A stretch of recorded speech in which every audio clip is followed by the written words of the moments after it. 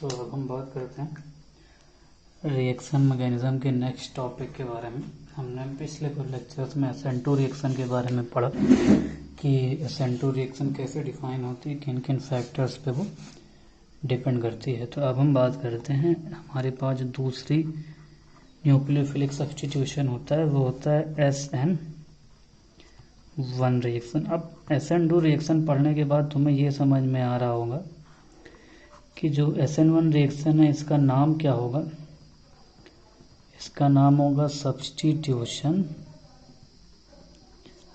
Nucleophilic uni molecular. अब ये बात तुम्हें समझ में आ रही होगी कि यहाँ पे मॉलिकुलरिटी 1 होगी, लेकिन इसकी मॉलिकुलरिटी में थोड़ा लोचा होता है। क्या लोचा होता है आगे हम वो चीज़ समझेंगे धीरे धीरे। अब हम इसको एक एग्जांपल समझते हैं। अगर हमारे पास ये कंपाउंड हो, अब इसका जो नाम होता है वो काफ़ी ज़्यादा वो भी पूछा जाता है। इससे देखो इसमें कितने कार्बन, 1 2 3 4। इसका जो कॉमन नेम होगा वो ज़्यादा इंपॉर्टेंट होता है। तो इसमें जो कार्बन है जो Cl के साथ जुड़ा है वो 3 डिग्री है। और 4 कार्बन को कहा जाता है, 1 को मेथ, 2 को एथ, 3 को प्रोप, 4 को ब्यूट। तो इसे कहा जाता है टर्सरी ब्यूटाइल क्लोराइड। इसकी रिएक्शन अगर हम वाटर के साथ कराएं और प्रेजेंस रखे वाटर की एज अ सॉल्वेंट भी, तो जो हमें प्रोडक्ट मिलता है वो हमें मिलता है tertiary butyl alcohol. Tertiary butyl alcohol साथ में H+Cl-। ये समझ लो यहाँ पे ये मत सोचना कि HCl रिएक्ट नहीं कर सकते। HCl थोड़ी अलग सी कहानी होती, तुम्हें आगे वो चीज़ें समझ में आएगी। H की जगह पे यहाँ पे H3O+ लिखा हो सकता है। ये ज़रूर सोचना कि Cl ऐसा क्या हो रहा है जो यहाँ पे H+Cl- अलग अलग लिखेंगे। इसको सोचने के 2 तरीके हो सकते हैं। एक, तुम ये सोचो कि H+ अंदर जाके HCl बन गया होगा, लेकिन वो वाटर के प्रेजेंस में ब्रेक कर गया। ऐसा कुछ नहीं होता, वो अलग तरह की कहानी डिफाइन होती है वहाँ पे, जिसे तुम और अच्छे तरीके से आगे समझ सकते हो। अब इसमें देखो, इसमें भी वही क्वेश्चन अगर हम सोचना चाहें कि इस ऑक्सीजन के पास क्या होगा, लोन पेयर।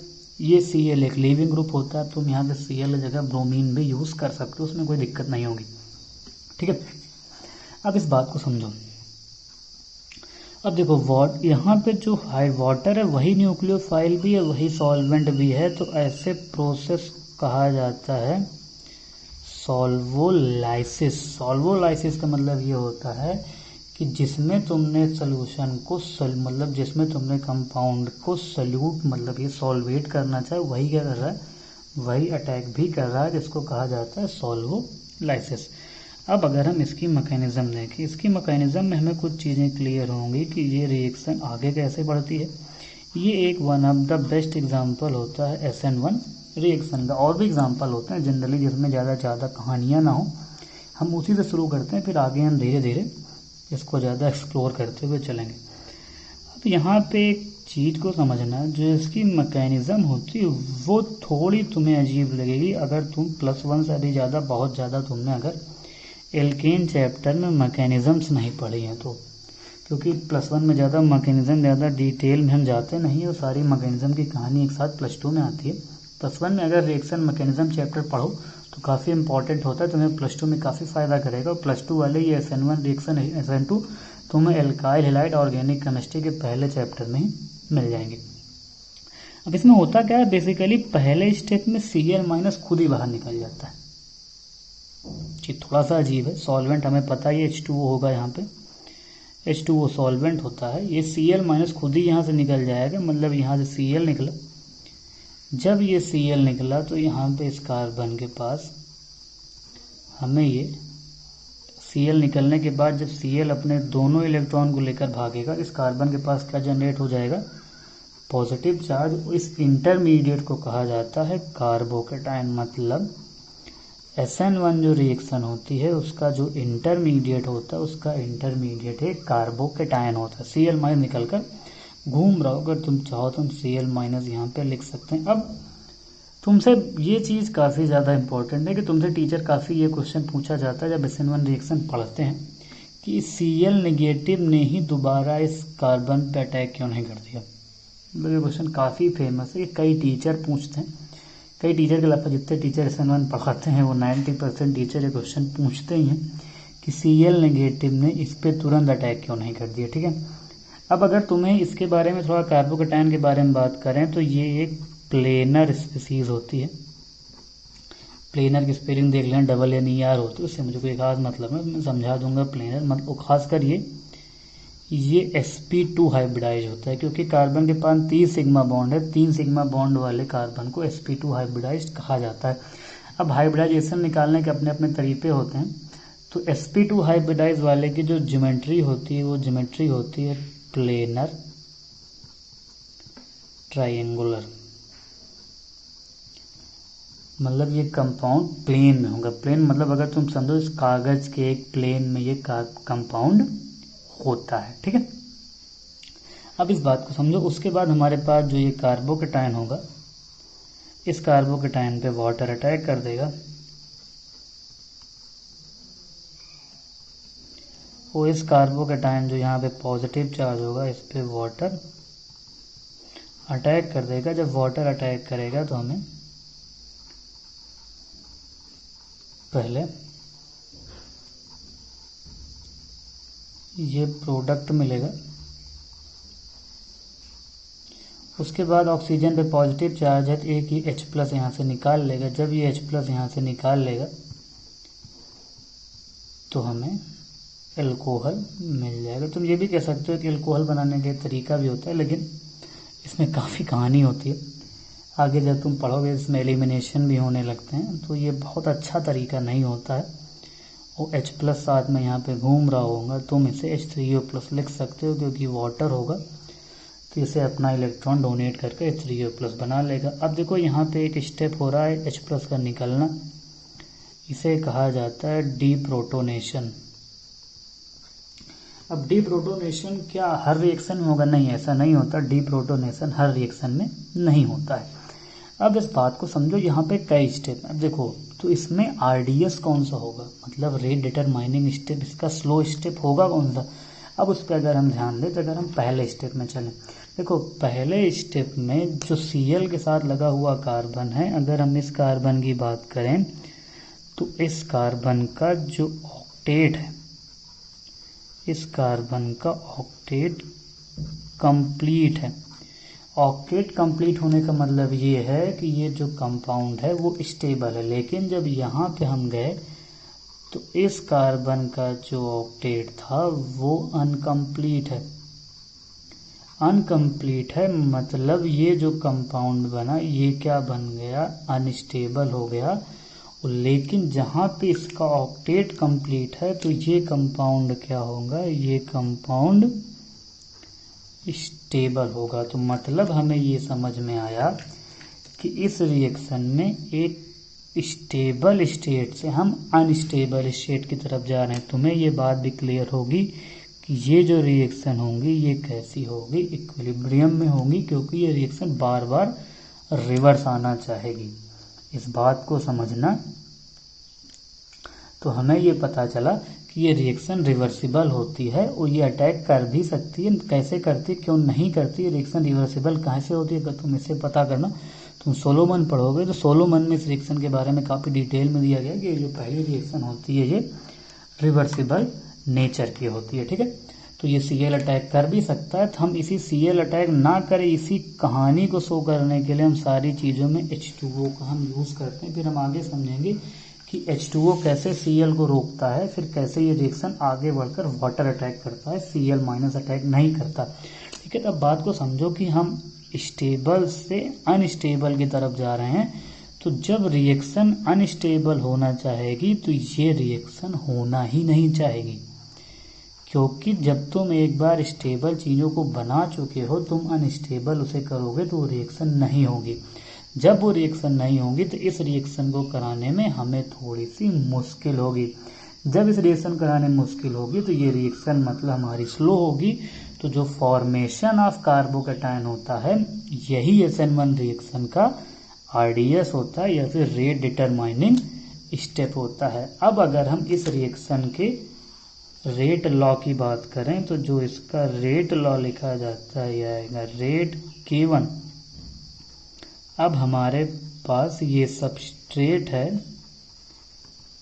इसका ऑर्डर 1, और हमारे पास जो वाटर होगा न्यूक्लियोफाइल उसका ऑर्डर होता है 0। अब ये 0 कैसे आया ये तुम्हें समझ में आएगा जब तुम केमिकल काइनेटिक्स चैप्टर पढ़ोगे, तो उसमें चीज़ें और अच्छे से डिफाइन की जाती हैं कि जब रिएक्शन में एक से ज़्यादा स्टेप होते हैं तो जो ऑर्डर होता है वो केवल स्लो स्टेप पे डिपेंड करता है। तो हम इसको ना लिखते तब भी कोई फ़र्क नहीं पड़ता, क्योंकि स्लो स्टेप में केवल एक ही मॉलिक्यूल है, दोनों मॉलिक्यूल नहीं है।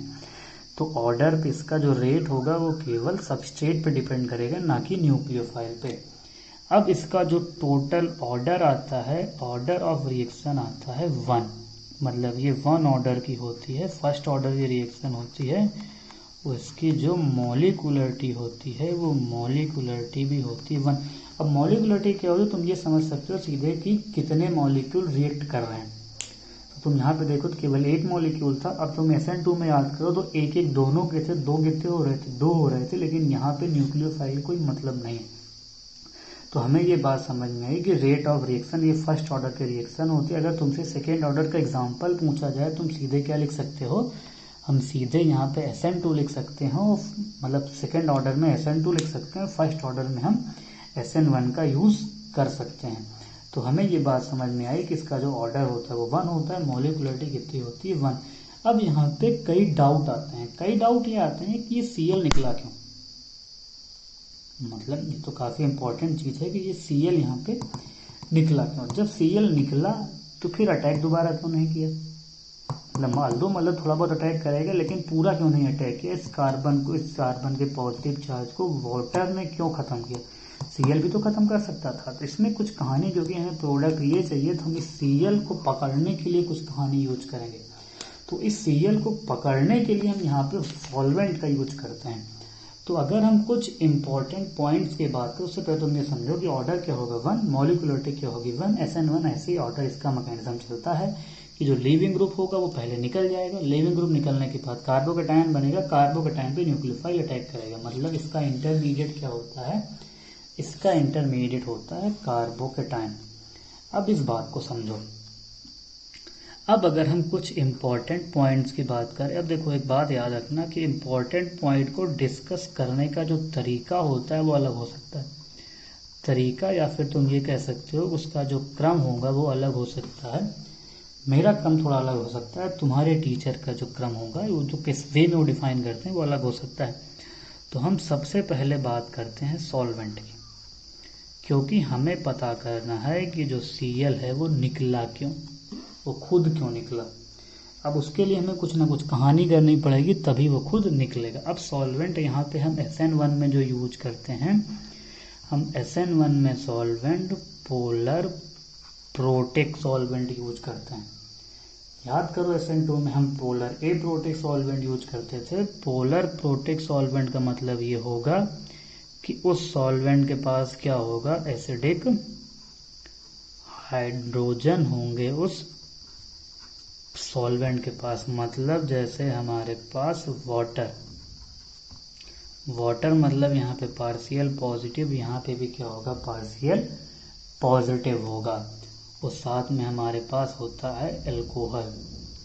अगर हम इस अल्कोहल की बात करें तो यहाँ पे क्या होगा पार्शियल पॉजिटिव, इस पे पार्शियल नेगेटिव। मतलब पोलर प्रोटेक सॉल्वेंट वो सॉल्वेंट होता है जिसमें हाइड्रोजन हो जो किसी न किसी इलेक्ट्रोनेगेटिव एटम के साथ कनेक्टेड हो। अब अगर हम उस रिएक्शन की सारी कहानी को समझें तो उस रिएक्शन की सारी कहानी से हमें ये समझ में आता है कि इस पोलर प्रोटेक सॉल्वेंट का ही सारा खेल होता है जो ये सारी कहानी को डिफाइन करता है।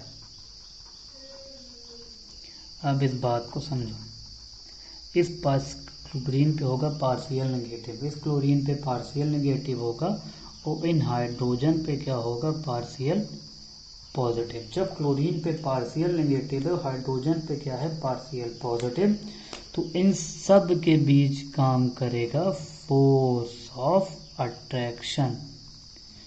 हमें पता है कि वाटर अपने भी मॉलिक्यूल के साथ किसमें बंधा होता है, हाइड्रोजन बॉन्डिंग में। ये काफ़ी ज़्यादा हाइड्रोजन बॉन्डिंग करता है। जब ये क्लोरीन को यहाँ से खींच रहा होगा, जब खींचेगा तो ये क्लोरीन अपना बॉन्ड यहाँ से ब्रेक कर देगा, क्योंकि इस पर क्या हो रहा होगा, पार्शियल पॉजिटिव का चार्ज। तो हमें ये समझ में आया कि जो क्लोरीन यहाँ से निकल के जाता है वो खेल इस पोलर प्रोटिक सॉल्वेंट का होता है। अब जब ये पोलर प्रोटिक सॉल्वेंट यहाँ से इस रिएक्शन को निकाल देगा तो हमें मिलता है CH3, हमें यहाँ से मिला कार्बोकेटायन, और जो ये Cl नेगेटिव होगा ये वाटर के साथ कनेक्टेड रहता है।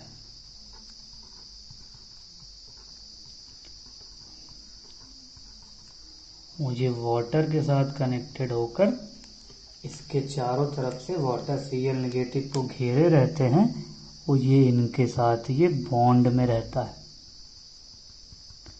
अब अगर इस Cl नेगेटिव को इस कार्बन पे अटैक करना है तो इसे जो वाटर के साथ बॉन्ड बने हुए हैं इनको ब्रेक करना पड़ेगा। जब इनको ब्रेक करना पड़ेगा तो इसमें उसे एनर्जी लगेगी, और जब उसे एनर्जी लगेगी और वो एनर्जी उसे इस रिएक्शन में कहीं से प्रोवाइड नहीं हो पाएगी। तो बात समझ में आई कि जो पोलर प्रोटिक सॉल्वेंट होता है वही इस Cl या फिर वही हैलोजन या फिर तुम कह सकते हो कि जो लीविंग ग्रुप होगा उसे निकलने में हेल्प करता है। कि जो पोलर प्रोटिक सॉल्वेंट होता है वो उसे निकलने में हेल्प करता है, जिससे हमें क्या मिलता है, हमें मिलता है कार्बोकेटायन, जो कि इस रिएक्शन का इंटरमीडिएट होता है। तो बात समझ में आई कि पोलर प्रोटिक सॉल्वेंट कैसे डिफाइन करता है, इस रिएक्शन को आगे बढ़ाने में कैसे हेल्प करता है। ठीक है, अब एक बात और यहाँ पे होती है, इसकी जब स्टीरियो केमिस्ट्री पढ़ेंगे तो हम इसको एक बार फिर से डिस्कस करेंगे। वहाँ पे डिस्कस करना जरूरी होगा, क्योंकि यहाँ पे जैसे हमने पढ़ा था कि SN2 में इन्वर्जन होता है, इसमें रिटेंशन और इन्वर्जन दोनों होता है। तो इसमें रिटेंशन इन्वर्जन दोनों बराबर नहीं होते हैं, इन्वर्जन थोड़ा ज़्यादा होता है रिटेंशन से। पहले हम यही समझते थे कि रिटेंशन और इन्वर्जन दोनों बराबर होते हैं, लेकिन नहीं, रिटेंशन इन्वर्जन दोनों बराबर नहीं होते हैं, इन्वर्जन थोड़ा ज़्यादा होता है। इन्वर्जन थोड़ा ज़्यादा क्यों होता है वो भी हम आगे समझेंगे। तो जब उसका डिस्कशन हम स्टीरियो केमिस्ट्री में डिटेल में करेंगे, इसकी स्टीरियो केमिस्ट्री में पूरा एक लेक्चर आधे घंटे का लगेगा कम से कम, जिसको हम इसमें बहुत अच्छे वे में डिफाइन करेंगे स्टीरियो केमिस्ट्री कैसे इस पर डिपेंड करती है। तो हमें बात समझ में आई कि जो SN1 का सॉल्वेंट होगा वो क्या होगा, पोलर प्रोटिक सॉल्वेंट होगा है किसका, SN1 रिएक्शन का। तो SN1 रिएक्शन का जो सॉल्वेंट होगा पोलर प्रोटिक होगा, वो इस लीविंग ग्रुप को या फिर तुम कह सकते हो हैलोजन को, क्योंकि तुम्हें चैप्टर एल्काइल हैलाइड में मिलेगा, तो ये लीविंग ग्रुप को निकलने में हेल्प करते हैं। तो ये होती है सॉल्वेंट की कहानी। तो सॉल्वेंट कैसे डिफाइन होता है SN1 रिएक्शन में। अब अगर हम बात करें इसके अगले पॉइंट की, तो थोड़े छोटे छोटे पॉइंट डिस्कस करते हैं, और उसके बाद हम जो अगला लेक्चर लेके आएंगे उसमें तुम्हें और इम्पोर्टेंट चीज़ें डिफाइन करेंगे। अब दूसरा पॉइंट होता है लीविंग ग्रुप का। लीविंग ग्रुप, अब याद करो कि जो अच्छा लीविंग ग्रुप होगा वो रेट ऑफ रिएक्शन को तो बढ़ाएगा ही। तो good leaving group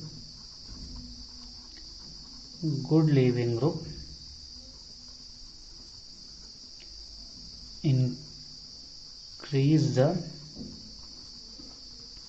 rate of reaction. अब तुम पिछले लेक्चर में ही हमने पढ़ा था, कुछ तुम्हें लीविंग ग्रुप के नाम भी बताया थे मैंने, मिसाइल ग्रुप बताया था, टोसाइल ग्रुप बताया था, वो तो आगे आएंगे ही। और हमें पता है कि जो एक जनरल ऑर्डर होता है इनका लीविंग ग्रुप का, वो एक ये ऑर्डर होता है। तो अगर लीविंग ग्रुप की बात की जाए तो ये लीविंग ग्रुप का ऑर्डर होगा। तो जितना अच्छा लीविंग ग्रुप होगा उतना ज़्यादा रेट ऑफ SN1 ज़्यादा होगा, उसमें कोई फ़र्क नहीं पड़ेगा, क्योंकि लीविंग ग्रुप मतलब जिसको जाना हो उतने कम चिल्लाहट में चला जाए उतना ज़्यादा फ़ायदा होता है। ठीक है, अब हम लीविंग ग्रुप को पढ़ने के बाद हमारे पास कुछ पॉइंट हैं, और अगर हम देखें तीसरा पॉइंट लिखना चाहें, the rate of SN1 is independent of the concentration of nucleophile.